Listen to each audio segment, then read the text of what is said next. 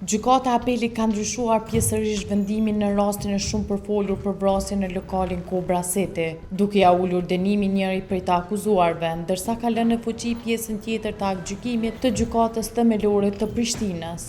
Në seancën e mbajtur në apel, i akuzuari kryesor Dibran Hoxha, i cili ishte dënuar me 24 vite burgim nga shkalla e parë, kishte disa kërkesa për kolegjin e apelit, për që të njëjtit i kanë refuzuar.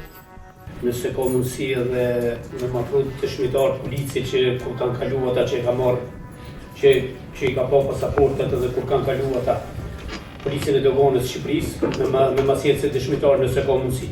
Ndërsa apeli ka ndryshuar vetëm vendimin për të akuzuarin Ronald Susuri. Nga 7 vite burgim, ai tashmë është dënuar me 5 vite burgim për veprën penale manipulim me prova. Apeli ka refuzuar shumicën e ankesave të mbrojtësve, duke vlerësuar se procesi gjyqësor është zhvilluar në mënyrë të lehtëshme dhe sa aktgjykimi i shkallës së parë përmban arsye të qarta dhe të bazuara në prova. Apeli gjithashtu i ka lënë të pandryshuar edhe ankesat të akuzuarve Arben Bejzaj, Burim Azreku dhe Jesmir Badallit. 5 të akuzuarit ishin përballur me aktgjykim për vrasje të shtetasit të Shqipërisë me 3 janar të vitit 2023 në lokalin Kobra City në Prizren.